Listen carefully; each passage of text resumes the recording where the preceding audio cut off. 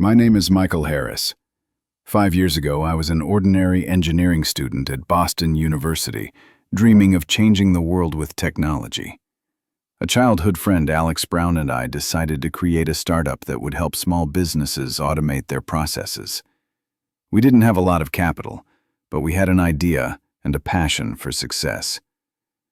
We started in a garage, with minimal investment but maximum self-confidence. Alex was charismatic and skilled at convincing investors and partners, while I focused on product development. We complemented each other, and it seemed like only success lay ahead. With each passing month, our project became increasingly successful. We attracted our first clients, received a small amount of investment capital, and began expanding. Alex took over as CEO, and I remained as CTO. Everything was going according to plan, but as the company grew, problems began to arise. Alex began spending more and more time abroad, meeting with potential investors and partners. I remained in the office, developing and supporting the product. One day, after returning from another trip, Alex informed me that he had signed a contract with a large corporation interested in our product. This was a great achievement, but I sensed something was wrong. The contract had been signed without my participation, without any discussion of the terms. With each passing day, I noticed more and more changes in Alex's behavior. He became less accessible, avoiding meetings and conversations. I began to suspect he was hiding something. One day, by chance, I discovered that Alex had registered a company in his own name, using our joint project as a foundation. It was a betrayal. He was using our shared ideas and resources to create a competing business. I was shocked. We had started this journey together, and now he had betrayed me for personal gain. Michael Harris couldn't stand by any longer. He began digging deeper, checking the bank transfers, documents, and contracts AlexBrown had signed alone. With each new document, Michael's fear and anger grew. He discovered that Alex had registered several shell companies through which investments and profits from their joint startup were being funneled. Every document, every contract, confirmed the same thing. His friend had betrayed him for money and recognition. Michael understood that this wasn't just betrayal. It was fraud and embezzlement of their joint business. He tried to talk to Alex, but Alex brushed him off. "Mike, don't be dramatic. Everything is under control. Just focus on the product." The words Alex had once inspired Michael now became cold sarcasm. A few weeks later, Michael decided to take official action. He collected all the evidence: emails, contracts, financial statements. He contacted a lawyer to begin the process of dividing the property and recognizing the rights to the company. Soon the news hit the business media. One of the startup's co-founders was accusing the other of misappropriating the company and committing fraud. Michael's interview was published on business portals, and Alex found himself under the scrutiny of journalists. This was painful for Michael. The public exposure of a childhood friend, a person he trusted completely. But he understood that, otherwise, Alex could destroy everything they had created together. In the first weeks after the publication, Michael felt mixed emotions. On the one hand, bitterness, resentment, and a sense of betrayal. On the other, relief. The truth had come out, and his work had received the recognition it deserved. Investors began asking questions. Clients were worried. The company temporarily suspended operations, but Michael knew he had to act decisively to restore justice.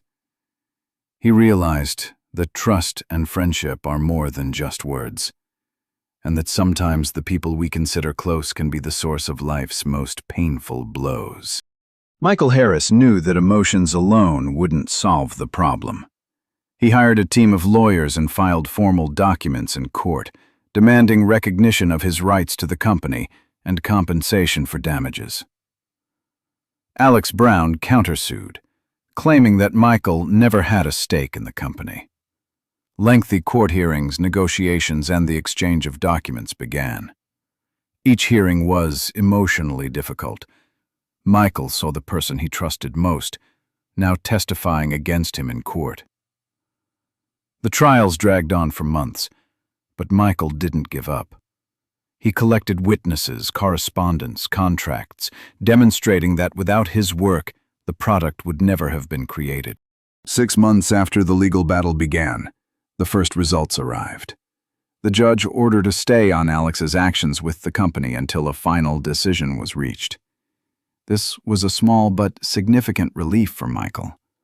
Although the process was not yet over, his work was finally being officially recognized. Meanwhile, the media was actively covering the conflict. The story of his friend's betrayal and the misappropriation of his startup resonated widely among entrepreneurs and the public. Michael received letters from people who had faced similar situations themselves and realized that his story could serve as a lesson for many. Despite his initial victories, Michael realized that it was impossible to restore the friendship. He spent many nights brooding, asking himself questions. Why would someone I trusted do this? What did I do wrong? Gradually, he realized one simple thing. Trust is valuable, but it doesn't protect against betrayal. Sometimes, the people we open our hearts to use it against us. And to move forward, we must learn not only to trust but also to protect ourselves. Michael decided to focus on his work and the future of the company. He knew this was his project, his ideas, his dream, and he would do everything to preserve it, no matter what. After nearly a year of arduous legal proceedings, the court finally reached a decision. The court recognized Michael Harris as a co-founder of the startup and confirmed his right to a stake in the company. Furthermore, AlexBrown was ordered to return a portion of the profits and compensate for the damages caused by the betrayal. Michael felt a mixture of relief and bitterness. He had won the legal battle, but he had lost more than just money. He had lost trust in the friend with whom he had shared dreams and sleepless nights, with whom he had started the startup and built the future. The story made it into major business and technology media. Journalists wrote about how easily trust can be used against you in the startup environment.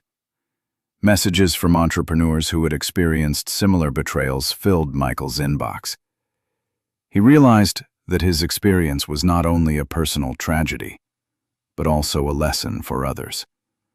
Now he gave webinars, wrote articles, and spoke about the risks of trust in business. Although the pain of the betrayal remained, Michael decided to use the story for good. His project began to recover, investors returned, and the team came back together, but now with transparent rules and documents. Michael realized that life doesn't end with betrayal. He learned to protect his interests, be careful when choosing partners, and value honesty over ambition. He no longer seeks friendship where he sees only profit. But he also realized that experience makes one stronger. Every mistake and betrayal is a lesson that shapes character and teaches one to make balanced decisions. Michael Harris kept his startup, his dream, and most importantly, his principles. AlexBrown faded into the shadows, leaving behind only a reminder that trust is a valuable asset that shouldn't be given lightly. Looking back on the past year, Michael Harris realized his life had changed forever. He learned to value trust while simultaneously protecting himself. Alex's betrayal left a scar, but it also demonstrated Michael's strength of character.